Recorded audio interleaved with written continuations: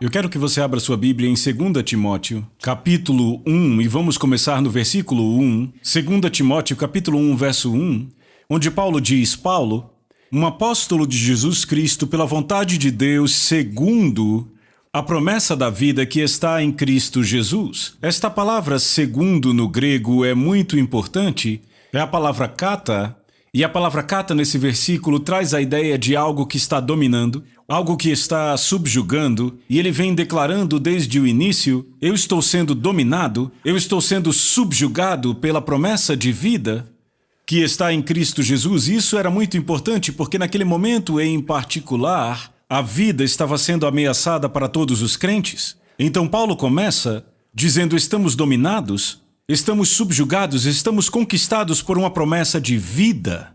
E então no versículo 2 ele diz a Timóteo: meu amado filho, graça, misericórdia e paz, da parte de Deus Pai e da de Cristo Jesus nosso Senhor. Mas note, ele diz a Timóteo, meu amado filho, e depois vem a saudação, graça, misericórdia e paz. E este é um desvio da maioria das saudações de Paulo. Normalmente Paulo diz graça e paz sejam convosco. A propósito, sabe por que ele diz isso? Porque uma era uma saudação grega e a outra era uma saudação hebraica. A palavra graça vem de caris, que é a forma como os gregos se cumprimentavam. Quando passavam um pelo outro, até mesmo entre os incrédulos, eles diziam caris. Era o equivalente a dizer: olá, graça seja com você. É assim que se cumprimentavam no mundo grego, mas no mundo judaico diziam shalom. Então temos aí a palavra paz. E ao dizer graça e paz, Paulo não estava apenas dizendo graça e paz sejam convosco, mas em uma só saudação, ele incluía todos os ouvintes gregos, todos os ouvintes hebreus. Em uma só frase, ele estava abraçando ao mesmo tempo o mundo inteiro, os gentios e os judeus. Mas neste versículo, ele adiciona a palavra misericórdia. Isso era muito incomum para Paulo, porque Paulo normalmente apenas dizia graça e paz seja convosco, mas aqui ele diz graça, misericórdia e paz seja convosco. Naquele tempo em particular em que Paulo escrevia para Timóteo, Timóteo estava de fato passando por situações de risco de vida. A igreja estava sob ataque, e daqui a pouco eu vou explicar sobre este ataque. Mas como Timóteo e a igreja estavam sob ataque, eles precisavam ouvir mais do que sobre graça e sobre paz. Então Paulo põe a misericórdia entre a graça e a paz, e eu creio que isso é muito importante, porque diz para mim e para você. Porque quando uma pessoa está debaixo de muito estresse, por causa de uma situação de ameaça de vida, algo difícil de lidar, Deus não traz apenas graça e paz, mas também um pouco de misericórdia no meio disto. Deus sempre estende sua misericórdia àqueles que estão atribulados, e é isto que você encontra neste versículo. E então notem que ele continua no verso 3, ele diz: dou graças ao meu Deus, a quem sirvo desde os meus antepassados com a consciência pura, porque sem cessar faço menção de ti nas minhas orações, dia e noite. Sem cessar no grego significa sem uma pausa, sem intervalo, que significa que Timóteo e a igreja em Éfeso estavam em sua mente o tempo todo, tanto que ele diz: eu faço menção de ti em minhas orações. E a palavra menção aqui é uma forma da palavra grega meneia. E a palavra meneia é uma palavra grega para uma estátua, um monumento, ou um tipo de estátua grande que te lembra de algo que alguém fez ou de algum evento. Agora pense, qual é o propósito de uma estátua ou um monumento? Uma estátua te lembra alguém. Um monumento pode te lembrar de um evento específico, e toda vez que você vê aquela estátua, você se lembra do que a pessoa fez. Toda vez que vê o monumento, você se lembra do que aconteceu ali. E Paulo agora usa esta palavra meneia, e pode ser literalmente traduzida nas minhas orações. Eu estou construindo estátuas e monumentos seus. O que significa? Ele queria dizer: eu estou enchendo a sala do trono do céu com estátuas e monumentos seus em minhas orações. Para onde quer que Deus olhe, Ele te vê ali. Ele olha para cá e te vê aqui, Ele te vê ali, Ele te vê ali, porque eu estou construindo estátuas e monumentos seus com minhas orações no céu, de forma que Deus é continuamente confrontado por você e pelo que você está enfrentando. Deve ter sido um conforto para o coração de Timóteo saber que Paulo estava interessado por ele tão ferventemente e estava enchendo a sala do trono com suas Imagens. Eu lembro quando a minha vovó Renner estava ficando bem velhinha. Um dia ela me disse, Rick, ela disse, eu não sirvo mais para nada a não ser para ficar nesta cadeira, orando por você. Eu disse, vovó, deve ser a melhor coisa que você faz por mim. Por favor, continue chamando o meu nome para Deus em oração. E sabe o que é interessante? Você acha a mesma palavra meneia aqui traduzida como menção em Atos capítulo 10, quando a Bíblia diz que as orações de Cornélio tinham chegado como um memorial diante de Deus. É a mesma palavra, meneia. Isso nos diz que quando oramos eficazmente, quando oramos com fé, literalmente estamos construindo coisas diante de Deus, que Deus vê, com as quais Deus é confrontado, e nossas orações permanecem como monumentos sempre vivos, lembretes, para que Deus nunca esqueça por quem estamos orando e se mova em nosso favor. E Paulo disse a Timóteo, eu estou enchendo a sala do trono com estátuas e monumentos seus para que Deus seja confrontado com você e com o que você está enfrentando agora.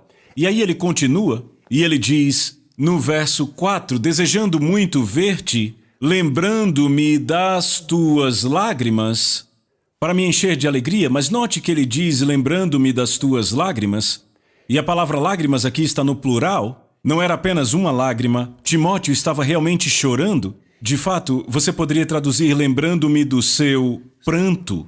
E alguns estudiosos dizem que quando Paulo recebeu uma carta de Timóteo, ele conseguia ver a mancha das lágrimas de Timóteo no pergaminho. Por que Timóteo estava chorando? Porque ele estava passando por uma situação de risco de vida? Bem, deixa eu te dar um pouco de história agora. Segure aí, porque vamos falar bastante de história, mas é importante que você tenha esta história para entender o contexto de 2 Timóteo. Quando chegamos a 2 Timóteo, a situação é muito diferente de 1 Timóteo. Em 1 Timóteo, a igreja em Éfeso que Timóteo está liderando está prosperando, está crescendo. De fato, a igreja em Éfeso estava crescendo tão rápido que um estudioso estima que 50% da cidade de Éfeso tinha vindo para Cristo. Eles estavam vivendo o que chamaríamos de avivamento. Mas entre 1 Timóteo e 2 Timóteo, houve um interlúdio de 3 anos, e nestes 3 anos Nero enlouqueceu, e ele começou a perseguir crentes por todo o Império Romano e particularmente nas grandes cidades. E no momento em que chegamos a 2 Timóteo, a igreja está de fato sob ataque e as pessoas estão morrendo por causa da sua fé.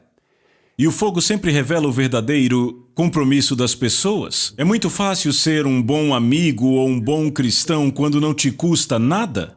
Mas de repente, quando a sua fé lhe custa alguma coisa, você pode perder seus amigos, ou perder seu emprego, ou perder sua reputação, ou até perder a sua vida. Este tipo de fogo revela o quão autênticas as pessoas são. E em 2 Timóteo, Timóteo tinha sido devastado, porque as pessoas que ele pensava que estavam realmente comprometidas o abandonaram e elas foram embora. Elas saíram da igreja, abandonaram Timóteo, ele se sentiu esfaqueado pelas costas, ficou muito machucado e não apenas isto, ele tinha desconfiança de que ele poderia ser preso. Ele poderia ser preso por sua fé, porque ele era o líder mais visível na cidade de Éfeso. E se conseguissem prendê-lo, e se ele fosse morto, isto miseravelmente assustaria todos os cristãos na sua fé e eles voltariam para os templos pagãos. E Timóteo sabia que tudo isso era uma perspectiva bem diante dele. E ele foi tomado por um espírito de medo. Sabemos disso por causa do verso 7, onde Paulo diz a ele, Deus não nos deu espírito de medo. A propósito, note que ele usa a palavra espírito. O medo é um espírito, dá para sentir. Quando o medo entra numa sala, é espiritual, isso te coloca num estado de pânico. E a palavra medo vem do grego deilia, que descreve algo que faz com que você seja um covarde, algo que faça com que você queira recuar e não encare a realidade. E Paulo continua, 2 Timóteo 1,7, Deus não nos deu espírito de medo, mas de poder e de amor e de uma mente sadia. Mas quando você tem um espírito de medo, você não pode operar em poder, realmente não pode andar em amor. A palavra grega agape, porque você tem medo de todos. Eles te machucaram, você está ferido e tem medo de se ferir novamente, então de fato não consegue operar em amor como deveria. E ao invés de ter uma mente sadia, você tem uma mente doente. Uma mente que pensa irracionalmente, uma mente que imagina que vão acontecer coisas que não poderiam acontecer nem em 1 milhão de anos, mas a sua mente se tornou doentia, tornou-se irracional, porque você está sendo controlado por um espírito de medo. E Timóteo tinha um espírito de medo, e se alguém já teve uma razão legítima para ter medo, esse alguém foi Timóteo. Mas Timóteo escreveu uma carta para o apóstolo Paulo, e derramou seu coração, disse: Paulo, eu estou machucado. Pessoas que eu achava que eram sempre fiéis me abandonaram, eles me abandonaram, Paulo, eu de fato nem sei se eu consigo continuar com isso. E aí Paulo escreve de volta para ele, e esta é a carta que chamamos de 2 Timóteo. É a resposta dele a Timóteo, e ele viu na carta que Timóteo mandou para ele lágrimas. Ele sabe que Timóteo está chorando. Nero enlouqueceu completamente. Deixa eu trazer um pouco de história sobre a família imperial. Tudo começa com Júlio César, e Júlio César foi o primeiro imperador do Império Romano. Ele teve um caso com Cleópatra, teve até um filho com Cleópatra cujo nome era Cesarião. Ele foi morto no Senado romano, foi esfaqueado nas costas brutalmente por 44 senadores, e logo depois disso, outro homem chegou ao poder cujo nome era Augusto, que era o sobrinho de Júlio César.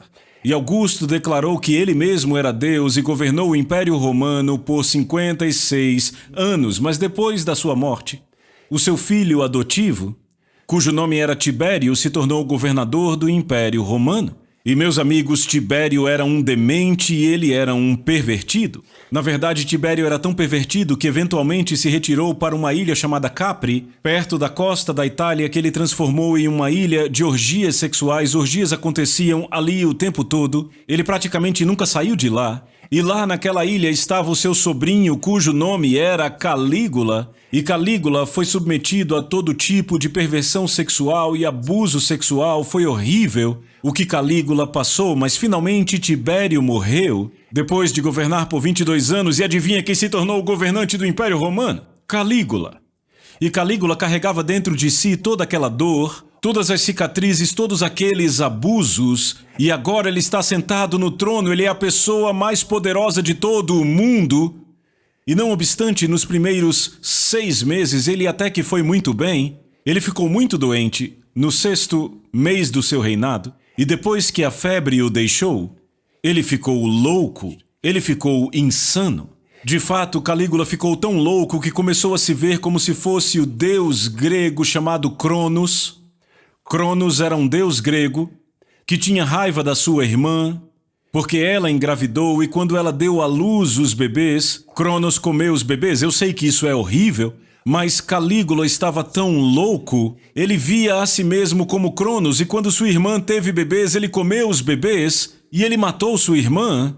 E ele tinha mais uma irmã, e isso é muito importante para a história. O nome dela era Agripina, e ele teve uma relação incestuosa com Agripina, mas Calígula era tão doente, ele era tão pirado, que finalmente os soldados não aguentavam mais ser governados por ele, e depois de 14 anos eles o assassinaram.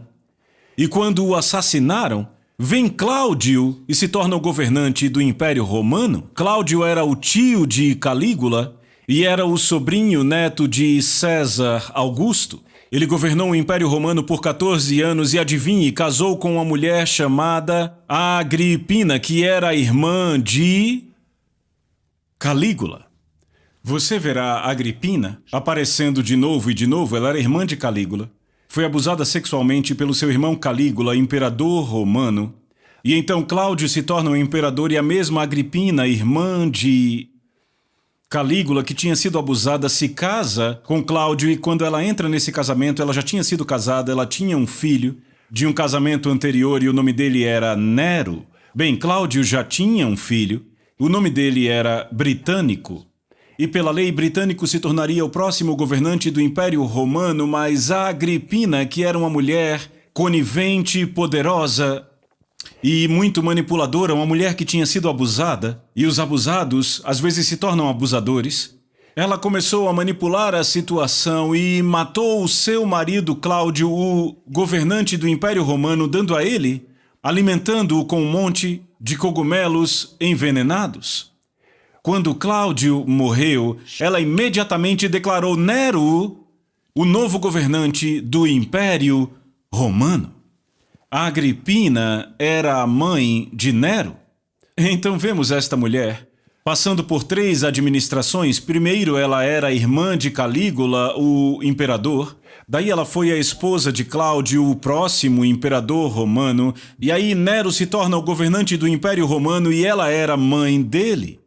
É impressionante. E ela era tão manipuladora e tão ardilosa que ela tentou manipular Nero e, através dele, governar todo o Império Romano. Bem, de acordo com a história, os primeiros 5 anos de governo de Nero foram bem normais, mas depois de 5 anos, ele enlouqueceu. E só para você entender, ele se tornou o homem mais poderoso do mundo quando tinha 16 anos de idade. Você consegue imaginar dar todo o poder do mundo para um garoto de 16 anos, dizendo a ele que ele é Deus e que não há nada que ele não possa ter ou fazer? Aí temos Nero.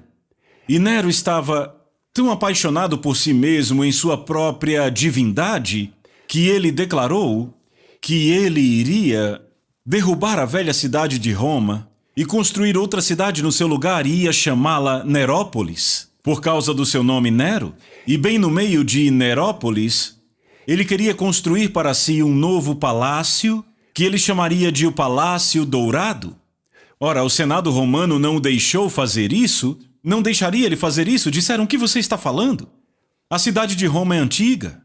É parte da nossa história. Você quer derrubar a parte central de Roma, que a propósito era onde todos os senadores viviam, para construir uma nova mansão para você? E disseram não. Então ele foi para o seu palácio fora da cidade e, a partir de lá, ele enviou servos para a cidade de Roma com a instrução de começar o incêndio. E começaram o incêndio no grande circo onde todas as corridas de bigas aconteciam. E as brasas daquele fogo começaram a se espalhar por toda a cidade de Roma. E Roma, embora tivesse grandes construções imperiais feitas de pedra, ela tinha milhares de pequenos barracos construídos de madeira, feno e palha onde viviam os escravos. Todos aqueles barracos pegaram fogo e, antes que eles percebessem, toda a cidade de Roma estava em chamas, particularmente a parte onde Nero queria construir a sua grande mansão. Quando o fogo finalmente foi extinto, a área onde Nero queria construir sua casa estava completamente limpa. De todas aquelas casas, tudo havia sido reduzido a escombros e brasas por causa do incêndio. E imediatamente Nero começou a construir o seu Palácio Dourado, que finalmente foi construído. Aquilo era tão grande, tinha 1.200 metros quadrados. Ora, se você acha que alguém tem uma casa grande, ninguém tem uma casa grande comparada à casa que Nero construiu. 1.200 metros quadrados. E como Nero acreditava que ele era Deus, ele erigiu no meio dela uma estátua de 30 metros de altura, que se parecia com Deus Hélios, mas ao invés do rosto de Hélios, tinha o rosto de Nero, como se Nero tivesse trazido a luz e a glória ao planeta. E finalmente o Senado disse: peraí, sabemos o que aconteceu? Nero queimou a cidade para ele construir esta casa. E o chamaram para o seu próprio julgamento, sua própria execução.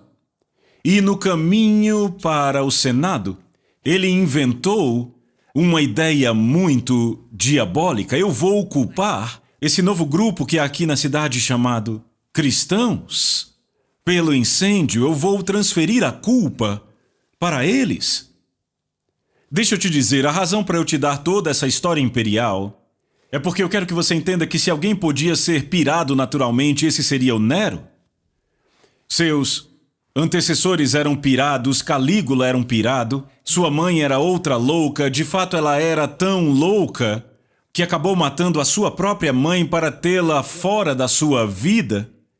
Então, se alguém tivesse que ser louco naturalmente, esse seria Nero. Nero também era claramente influenciado por demônios. E quando finalmente ele ficou diante do Senado, ele disse: como vocês me acusam de queimar a cidade de Roma? Eu vou dizer a vocês quem queimou a cidade de Roma. E os senadores disseram: nos diga e nos dê provas. Ele disse: aquele grupo da cidade, esse grupo novo, chamados cristãos, eles estão aí pelas nossas esquinas pregando. Foram eles que queimaram a cidade de Roma. Número 1, ele disse que os cristãos eram anti-governo. Eles são anti-governo. Eles ficam falando de outro rei e outro reino.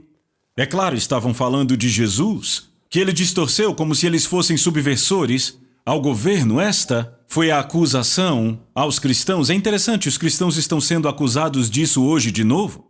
Ele disse, número 2, ele disse os cristãos são infratores.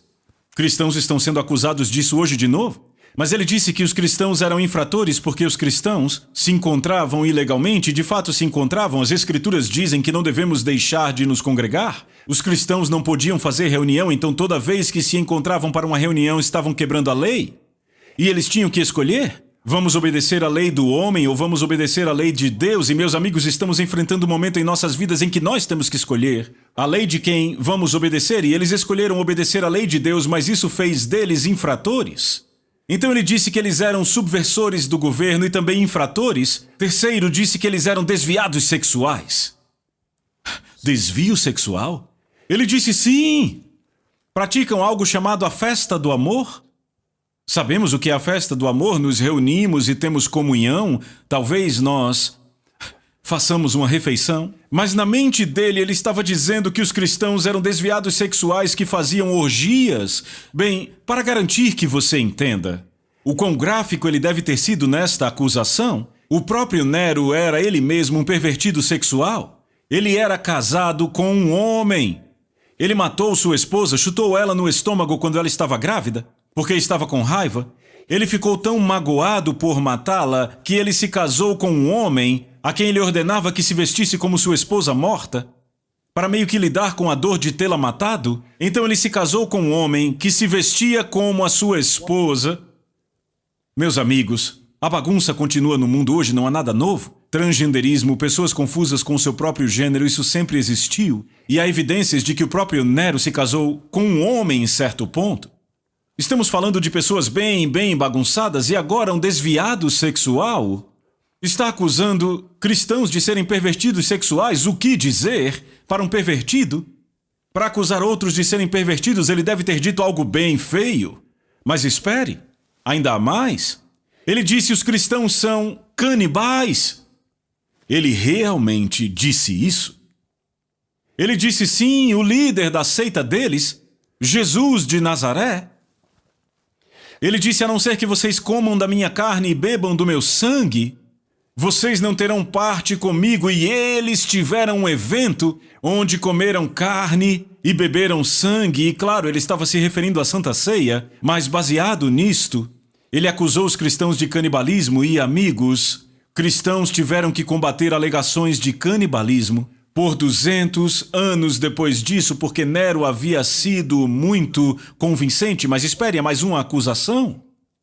Ele disse, por que vocês pensam que eu queimei a cidade quando estes cristãos têm estado em nossas esquinas pregando publicamente e declarando que um dia no futuro um grande incêndio irá acontecer? Nos falaram de um grande incêndio vindo e devíamos tê-los ouvido com mais atenção porque estavam nos dando uma pista que eles iniciariam um incêndio e queimariam a cidade de Roma. E no momento em que Nero terminou de fazer estas acusações contra os crentes, o Senado acreditou nele. Acreditou nele e imediatamente a primeira perseguição governamental se iniciou. Isto foi no ano 64, e é importante que você entenda isto, porque os cristãos não eram originalmente perseguidos pelo governo. Originalmente era uma perseguição religiosa pelos judeus contra os cristãos. A primeira perseguição governamental aconteceu no ano 64, depois que Nero entregou todas estas alegações ao Senado romano e de repente os cristãos começaram a ser caçados como animais selvagens. Eles eram queimados em troncos, eram decapitados, eles eram presos, colocados na prisão, dados como comida para animais em anfiteatros. Algo horrível estava acontecendo. Mas tudo isso aconteceu devido a Nero ter procurado um bode expiatório para pôr a culpa pelo incêndio. Tudo isto é o contexto do livro de 2 Timóteo. Então agora, Timóteo é o líder de uma grande igreja em Éfeso que nunca conheceu perseguição governamental. Já havia perseguição religiosa, mas nunca a perseguição do Estado, mas agora a perseguição do Estado irrompeu por todo o império, particularmente nas grandes cidades. E as maiores cidades no Império Romano eram Roma, Alexandria, Antioquia e Éfeso, e estas 4 cidades especialmente estavam sob ataque, estavam perseguindo os crentes, e neste momento de fogo, muitas pessoas que Timóteo achava que seriam fiéis até o fim, disseram: até mais, pastor. Foi divertido servir a Jesus enquanto não nos custava nada. Mas ei, agora o jogo mudou, agora isso vai nos custar algo, e as pessoas das quais ele achava que poderia depender, deram um balão nele e foram embora, e lá estava ele, liderando a maior igreja do mundo. A igreja de Éfeso era a maior do mundo e agora estava ruindo tão rapidamente que não dava nem para saber quantas pessoas estavam deixando a igreja por causa do espírito de medo. E é por isso que Timóteo escreve esta carta para Paulo e diz: Paulo, por favor, me ajude, eu estou muito magoado, eu estou com um espírito de medo, eu não sei como lidar com a minha igreja, não sei mais nem escolher novos líderes porque eu fui tão machucado pelos antigos líderes. Qual será a chance de eu ser enganado de novo, esfaqueado pelas costas de novo? Ele está derramando seu coração nesta carta para Paulo. E onde está Paulo? Paulo está numa prisão em Roma. Timóteo era um homem livre. E ele estava escrevendo para Paulo que estava na prisão em Roma. Por que ele estava na prisão? Porque o governo romano havia pego os principais líderes cristãos para acusá-los de serem os chefes dos incendiários pelo incêndio que havia queimado a cidade de Roma. Agora Paulo está na prisão em Roma. Ele não está sendo perseguido como cristão. Ele foi preso pela acusação de incendiário. O que, a propósito, é a razão para a maioria dos cristãos serem mortos queimados num poste. No Império Romano, você morria de acordo com seu crime. Se fosse um ladrão, roubasse com sua mão, cortavam sua mão. Se fosse um incendiário, te queimariam. Por isso que muitos cristãos foram mortos queimados na fogueira. E então Paulo está na prisão em Roma. E a grande novidade em Roma é que haviam encontrado um dos principais incendiários que havia planejado o incêndio em Roma, e como Paulo estava na prisão, ele não conseguia nem se defender, as fake news estavam lá fora, escrita em todas as paredes, em todos os lugares públicos. Encontramos um dos chefes incendiários, ele está na prisão, a cidade inteira de Roma está falando sobre este incendiário, Paulo, que está na prisão. E pelo fato de Paulo ser um cidadão romano, ele tem direito de receber cartas e recebe uma de Timóteo, e Timóteo está escrevendo para Paulo, Paulo que certamente estava encarando a morte, e Timóteo diz: Paulo, você nem consegue entender o que eu sinto, não consegue entender o espírito de medo com o qual estou lidando, a dor que eu sinto. Ele está escrevendo para Paulo, que está na prisão, encarando a morte. Para mim é impressionante o fato de acharmos que nosso problema é pior do que o problema dos outros. Meu amigo, seu problema não é pior do que o de outras pessoas, você não está tão mal assim, você só tem um espírito de medo. Mas aí ele escreve para Paulo que esse sim tem problemas sérios, e diz: me ajude. E aí Paulo escreve de volta, 2 Timóteo, e diz: eu vi a sua carta, eu vi as suas lágrimas, sei que você está em prantos, que está chorando. E aí ele diz a Timóteo: eu quero te lembrar de algumas coisas. Veja o que ele diz. Verso 5, esta é uma declaração muito incomum. Ele diz, trazendo à memória a fé não fingida que há em ti, a qual habitou primeiro em tua avó Lóide e em tua mãe Eunice, e estou convencido de que também habita em ti. E aí ele diz no verso 6, por este motivo, eu te lembro que despertes o dom de Deus que está em ti pela imposição das minhas mãos. Agora pense nisso. Timóteo está clamando por ajuda. Por favor, me ajude, envie-me uma carta, comunique-se comigo, me diga como vou lidar com minha situação.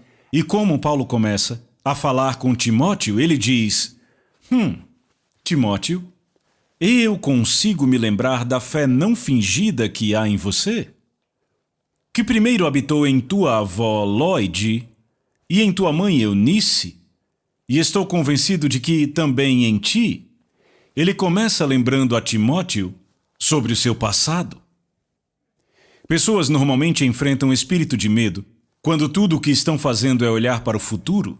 Há algo como um presságio, algo parece desafiador, e elas estão esquecendo aquilo pelo que já passaram no passado. Amados, nunca esqueçam as obras do Senhor na sua vida, elas te dão uma plataforma para lidar com o seu futuro, te lançar no futuro. Mas quando você esquece a fidelidade de Deus no passado, isso te faz tremer quando você olha para o futuro. Se tudo que você está fazendo é olhar para o futuro, você precisa pausar tudo agora e se virar e repassar todas as coisas pelas quais você já passou.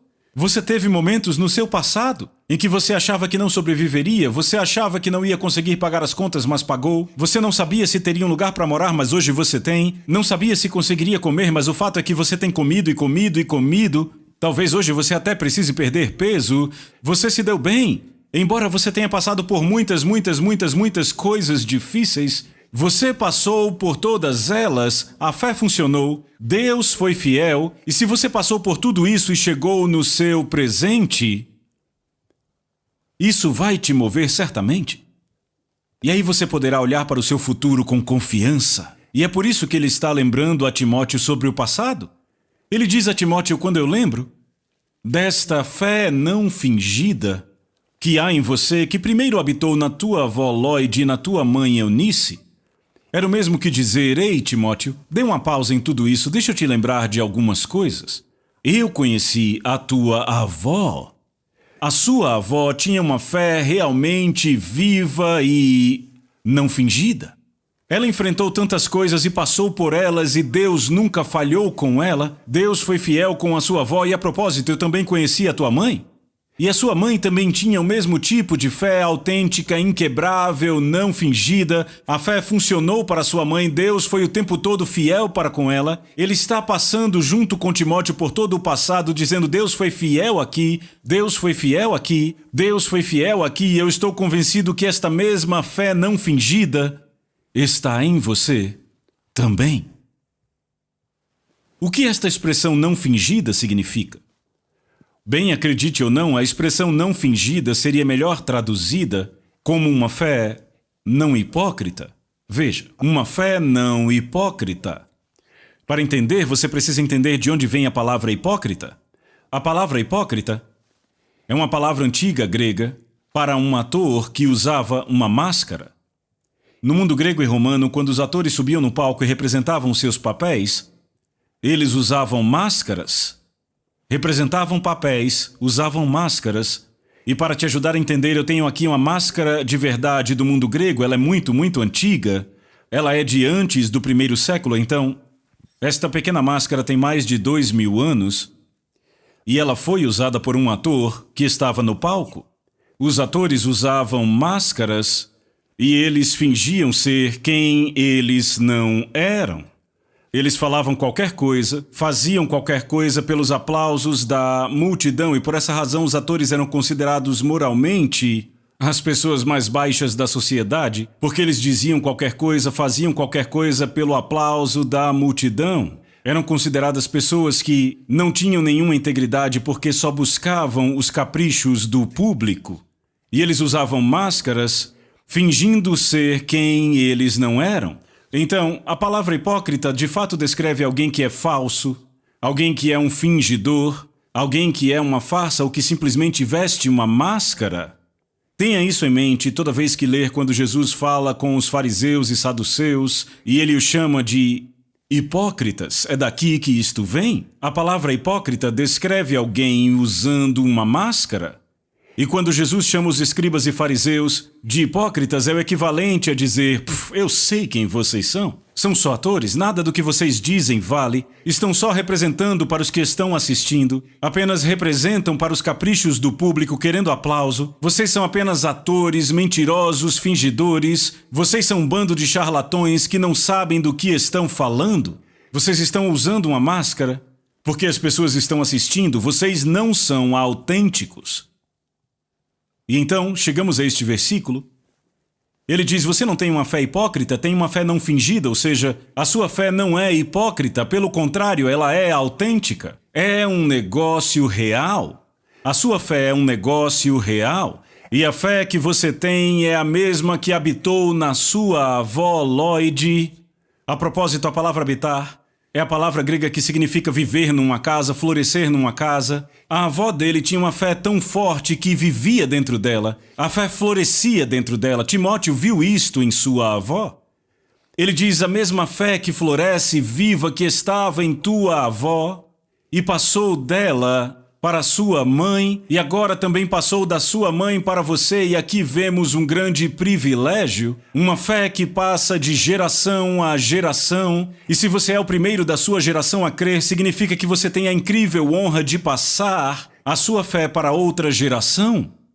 Mas Paulo diz: Timóteo, Timóteo, Timóteo, você só está com espírito de medo por causa de uma memória ruim? Pare tudo isso, vire-se, olhe para o seu passado, lembre-se da fidelidade de Deus para com sua família. A sua avó tinha uma fé muito autêntica, sua mãe tinha uma fé muito autêntica, Deus estava com elas. Ande com tudo isto em mente, porque eu estou certo que esta mesma fé vive em você, Timóteo. Você tem uma fé real e inquebrável. E então ele diz no versículo 6, por este motivo eu te lembro, para que você possa despertar o dom de Deus que está em ti, pela imposição das minhas mãos. Mas o grego de fato fala de forma muito diferente. Como é que ele diz? No grego diz: por este motivo eu estou lembrando você de todas estas coisas. Você está me ouvindo? Eu quero que você pegue isso. Por este motivo eu estou te lembrando de todas essas coisas. Que coisas? Que a sua avó tinha uma fé verdadeira e autêntica, deu isso para a filha dela, que é a sua mãe, que também tinha uma fé autêntica e inquebrável. Pelo registro de Deus com a sua família, ele foi sempre fiel, fiel, fiel, fiel, e agora eu estou te lembrando de todas estas coisas.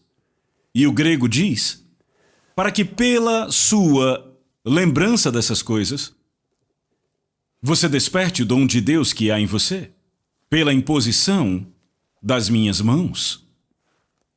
Paulo diz, pela lembrança delas, você desperta o dom de Deus? Despertar é uma palavra grega que significa reacender as brasas. Pegue uma ferramenta, coloque no meio das brasas e comece a mexer nas brasas. Mexa no carvão até que finalmente o fogo volta a queimar de novo. E você não faz isso sem um mexedor de carvão? Ora, qual o mexedor de carvão que Deus pôs em suas mãos? Lembrar-se. É o que ele diz aqui, que pela sua lembrança, mexendo no carvão, voltando para reativar de novo aquelas memórias, para que, por você se lembrar de tudo isto, você desperte o dom de Deus que está em você, pela imposição das minhas mãos. A maioria das pessoas quer que alguém imponha as mãos sobre elas, para que elas sejam despertadas. Isso é bom. Se isso for possível, é maravilhoso, mas o que você vai fazer? Se não houver ninguém por perto para impor as mãos, tudo bem, você vai ficar bem porque você tem memória. Você pode usar a sua memória para despertar a si mesmo, por exemplo.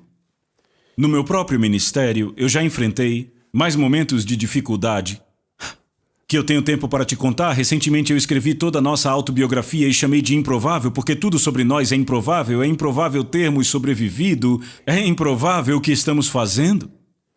E eu já tive muitos momentos na minha vida quando eu percebi, sabe, eu não tenho condições de passar por isso. Senhor, esse ataque é tão sério que eu simplesmente não sei. E nesses momentos, o que eu faço? Eu tomo para mim as palavras de Paulo, eu ponho tudo em pausa. Eu digo, eu vou parar de lidar com o que estou enfrentando agora. Eu vou me virar e lembrar do meu passado.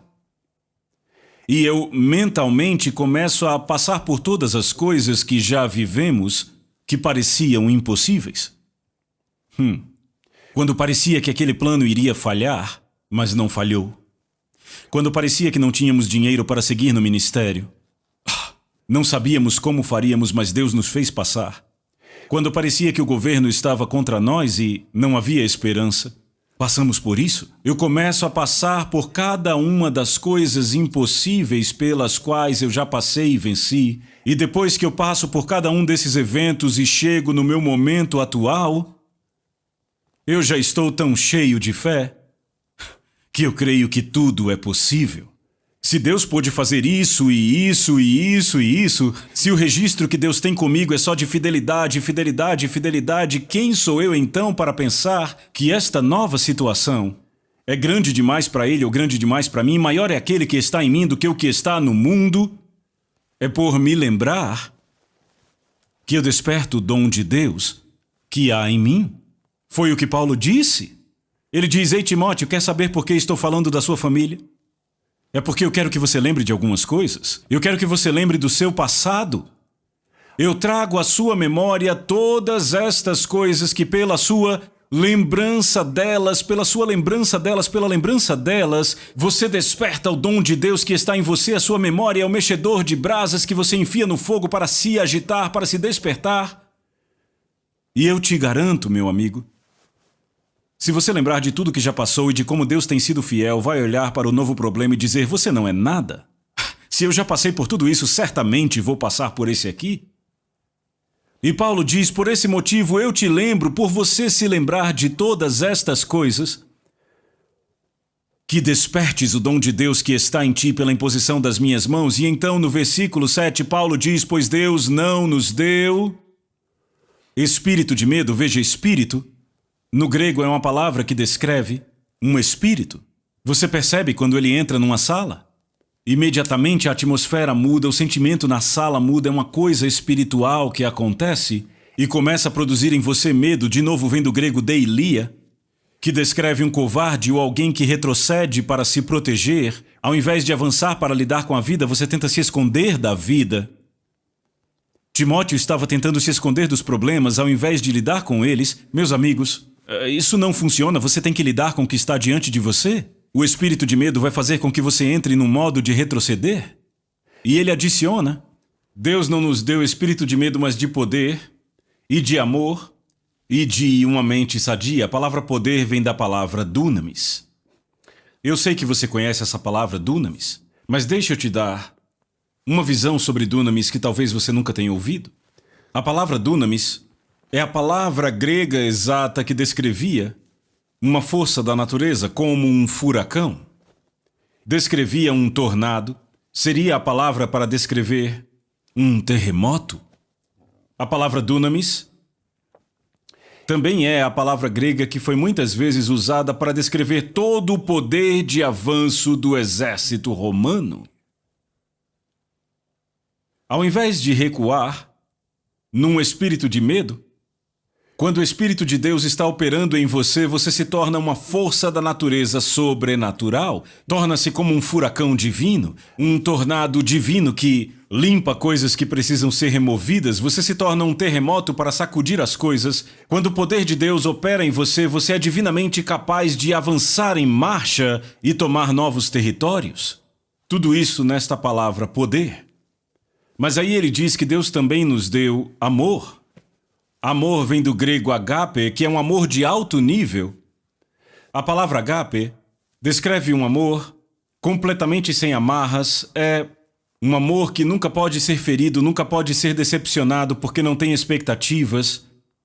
Meus amigos, se você se desapontou com alguém, provavelmente não estava andando em amor ágape, porque esse tipo de amor ama independentemente de como as pessoas respondem ou não respondem. Timóteo estava magoado com pessoas que o abandonaram. Ele precisava de um amor de alto nível, porque você não pode ser ferido quando se move em um amor de alto nível. E por fim, Deus te deu uma mente sadia. Eu amo isto no grego. É a palavra sofronismos, que vem de sozo, que significa ser salvo ou ser liberto ou ser preservado. E a palavra phron, que é a palavra grega para inteligência de alguém ou para cérebro. E quando se juntam, eu digo, a tradução mais fácil para sofronismos, que é traduzida como moderação ou mente sadia, seria um cérebro salvo, como se Deus tivesse te dado uma cabeça liberta. Com um espírito de medo, você fica irracional. Irracional. Fica ilógico, porque você tem um espírito de medo, mas Deus não te deu esse espírito de medo. Ele te deu uma mente que é sofrenismos. Ela é livre, ela é liberta, ela é curada, ela não deve ser afetada por coisas exteriores. Você pode reivindicar tudo isto? E então Paulo diz no verso 8, vamos encerrar esta primeira parte aqui. Portanto, não te envergonhes do testemunho de nosso Senhor, nem de mim que sou prisioneiro seu, antes participa das aflições do Evangelho segundo o poder de Deus. Mas notem, ele diz, portanto, não te envergonhes, mas no grego é algo proibitivo, ele diz, pare de se envergonhar. Ora, isso nos diz, aqui extensão, um espírito de medo o havia tomado? Ele estava envergonhado de ser um cristão. Falavam coisas ruins sobre os cristãos, e ele tentado a se envergonhar, e essa palavra envergonhar vem de enrubescer, ficar vermelho de vergonha, porque ele era cristão e as pessoas estavam falando coisas ruins sobre os cristãos, e Paulo diz, pare de ter vergonha de mim e do Senhor. Timóteo tinha medo até de se associar com Paulo. Ei, Paulo era o assunto do momento, ele estava numa prisão em Roma. Timóteo nem sabia se deveria manter seu relacionamento com Paulo, porque isso poderia lhe custar a vida, estar numa relação com Paulo. E Paulo diz a Timóteo, ei, pare com isso agora. Lance fora o espírito de medo, pare de se envergonhar do Senhor ou de mim, que sou prisioneiro dele. E então ele diz, antes, participa das aflições do Evangelho segundo o poder de Deus. Agora eu sei que nenhum de nós quer abraçar as aflições, mas aqui, Paulo diz, ei, se tiver de enfrentar dificuldades em frente, ele diz, antes participa. Participa de quê? Das aflições do Evangelho. E às vezes, aflições vêm com o Evangelho. Temos que lembrar que somos portadores da luz e Satanás odeia a luz e odeia aqueles que carregam a luz. Ele tenta nos insultar. Ele tenta espalhar rumores sobre nós que não são verdade. Ele tenta nos derrubar. E amigos, isso vem com o território. Eu não estou dizendo para você sair por aí aceitando tudo pela fé. Os ataques vêm. Mas a boa notícia é que este versículo diz, participa das aflições do Evangelho o quê? Segundo o poder de Deus. Segundo no grego é a palavra kata, que descreve algo que domina, que subjuga ou vence, que significa que no meio de todas essas dificuldades, você pessoalmente no meio de tudo isso pode ser kata, dominado, subjugado. Você pode ser tomado pelo poder de Deus. O que significa, e esta é a verdade, eu sou testemunha disso, muitos são testemunhas disso, a história está cheia de testemunhos sobre isso, que quando os crentes sofrem por sua fé ou tomam uma posição de recusar-se a ceder, o poder de Deus aparece. Você sofre segundo o poder de Deus. Então você não está lidando com isso sozinho, mas de repente o poder de Deus aparece e no meio dessa situação você é dominado, você é tomado, você é subjugado pelo poder divino de Deus que lhe permite que você seja forte, mesmo que se sinta como se estivesse no meio do fogo. Por favor, dê o like, se inscreva e compartilhe esse vídeo com seus amigos para que mais pessoas vejam.